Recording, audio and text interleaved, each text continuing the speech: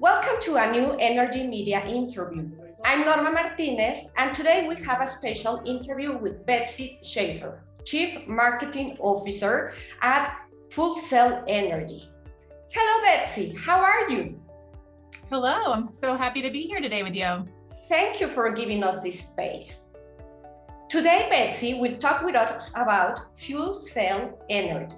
So I will start with the first question. Betsy, first of all, how and when FuelCell Energy was created? Sure. FuelCell Energy has been around for about 5 decades now. We were founded by two individuals, Bernard Baker and Martin Klein, who were basically early fuel cell energy pioneers. So they were chemical engineers by trade, and they did a lot of experimentation around battery technology and how we could evolve that to be more of a clean energy source. And so eventually the company got to a point where we were able to commercialize some of this technology that they had been innovating around to a real industrial scale product.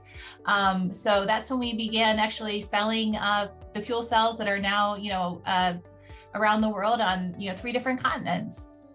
Okay, thank you. Can you describe your fuel cell technology, please? Sure. So, a lot of people wonder what in the world are fuel cells. And I think the interesting thing about fuel cells is that they don't combust any sort of fuel itself. So it's a completely chemical reaction. And what they do is that they can actually, in this chemical reaction, run on a number of different input fuels. So that can be biogas, it can be renewable natural gas, hydrogen gas blends, and these fuels go into the fuel cell, and then they're converted into hydrogen, and then they are then converted into power. So it's this really cool chemical reaction that happens inside the fuel cell, and some kind of input fuel comes in one side, and out the other comes energy. Okay, great. How does your technology enable a world empowered by clean energy? Well, it's really interesting. I think that we try to think about our technology really being enabling the world as we go along this energy transition. I mean, there's so much happening, so many goals that every country in the world has signed up to figure out how we can accelerate the path to net zero. And that's a pretty steep challenge. And it's going to take a lot of different technologies to get us there. Things like renewables, like wind and solar, are going to be a huge piece of that puzzle.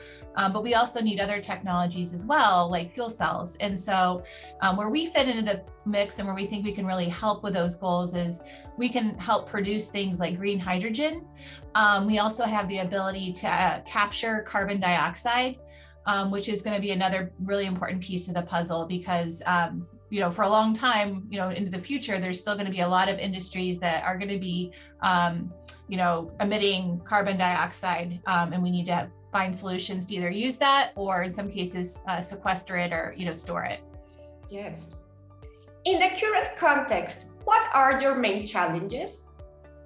Well, I think the world is dealing with a lot of simultaneous challenges at the moment, but I think what we see the biggest hurdle to overcome is how do we help accelerate the adoption of some of these newer technologies. And so we think that from a fuel cell energy perspective, we can really help with that practical approach on the journey to net zero. So things like ramping up hydrogen production is really in our wheelhouse.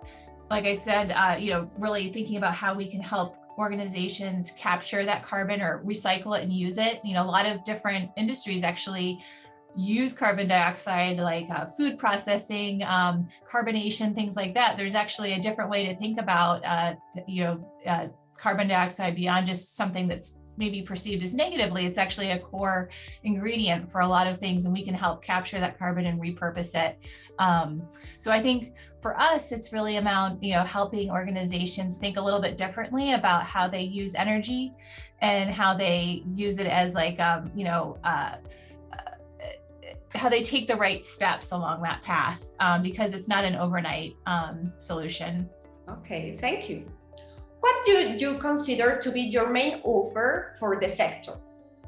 So for us, we're basically, from a FuelCell Energy perspective, what we think we can really bring to the table is we're the only clean energy company that has the capability to make hydrogen in multiple different ways. So for example, we can use electricity and water to make the hydrogen, or we can actually use something like biogas or other fuels. So for us, we see a big future ahead is the hydrogen needs scale up in a lot of different industries, from transportation to utilities. There's just a lot of different applications that are emerging for hydrogen. Yes.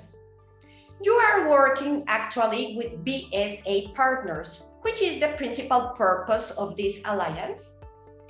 So we've established a partnership with BSA Partners to help us establish a modern, progressive brand that pays off our purpose, which is to enable a world empowered by clean energy. And so our work with BSA is really intended to help signal to our customers, to our communities, to our employees and stockholders of our commitment to our purpose. And we believe that that shows up in, every touch point that you have with our brand, whether it's, prospective customers, to the way our fuel cells are designed and packaged, to, the way we show up in our communities. And so that's really been the ambition for our work with VSA. Okay. Which are your plans for this year in this changing industry? Well, we have a bunch of exciting projects underway. I'll give you one example. We're currently constructing a hydrogen platform at the Port of Long Beach, working in California, working with Toyota. And when the platform is completed, it will deliver 2.3 megawatts of power, 1.3 tons of hydrogen a day, and 1,400 gallons of water a day. So the platform itself runs on biogas, and so it'll produce the hydrogen, power, and water. And so this is going to be really crucial for Toyota's port operations there in Long Beach. And the hydrogen will be used to fuel the vehicles that they have on site there, their hydrogen vehicles. The water will be used to wash the cars when they're arriving from the container ships that bring them in from Asia. And then the power will be used to power their port operations. What are FuelCell Energy long-term expectations? Well, I think the way that I would characterize our long-term expectations is really just to accelerate those two halves of our strategy, which is around the hydrogen, our hydrogen platform. And we have a number of platforms we're developing to address those hydrogen needs, and then really scaling up our carbon capture technology, where we have partnerships with organizations like Exxon, for example. So for us, we have a long history of innovation when it comes to clean energy, and we're just doubling down on scaling up those efforts as we look to the next, to the foreseeable future. Okay, great. Finally, Betsy, do you want to share any message with our audience?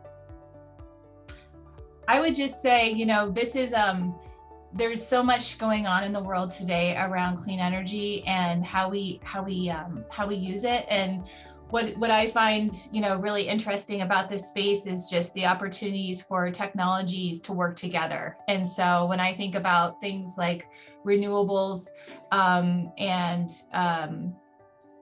other technologies like fuel cells, there's a big demand to figure out how these technologies are complementary, and it's almost like a better together approach. And I think that that's sometimes can be lost in the discussion, where we want to sort of have like a one size fits all solution. And this is definitely a case where, it's like that better together message. We need all these technologies working, effectively. Thank you very much, Betsy. It was a great pleasure to share this interview with you. Thank you for the audience. See you soon in a new energy media interview. Thank you. Thank you.